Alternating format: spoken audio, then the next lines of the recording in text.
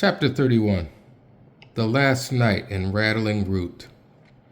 The Cornwallis and Calhoun television sitcom was a hit in the 50s, though lambasted by civil rights efforts ultimately leading to its cancellation.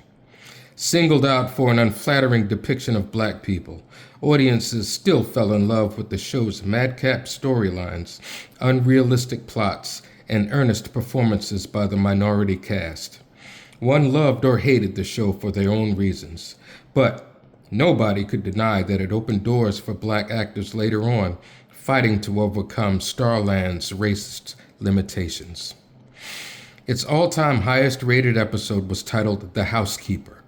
Straight man Leroy Calhoun took out an ad for a woman to clean his home once a week while he worked a second job. Ruby, the wife of his immoral friend Halpernicus K. Cornwallis, applied for the job. Everything was going well until Calhoun started finding things missing from the house.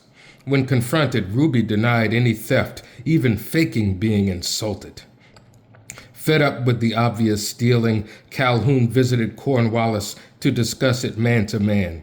Cornwallis opened the door wearing his friend's smoking jacket, gold watch, silk tie, and puffing away on the man's pipe.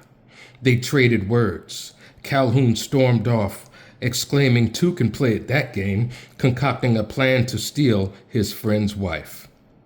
Courting Ruby with flowers and compliments whenever she came to work, Calhoun made better headway every week.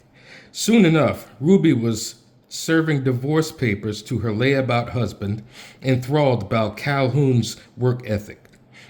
Furious at Ruby for leaving him, Cornwallis took Calhoun to court for wife stealing. The men had a third friend named Burnside Trout. That character was somehow less scrupulous than the other two, never having the same job twice. He spoke in an exaggerated black voice. No one was surprised to see Judge Trout presiding over the case. A particularly funny scene had him entering the courtroom, quickly yanking off and pocketing the stethoscope he wore as a surgeon in the previous episode. It was hilariously meta. Always swindling, always dealing, the wholly untrustworthy Judge Trout claimed unable to fairly decide a winner, so he awarded everything to himself. The house, the pipe, the wife, all of it. His. In the end, knowing they'd been had, Cornwallis and Calhoun buried the hatchet, having realized they were wrong to rely on the authority of the court to decide a fate they could have worked out themselves. And so forth and so on.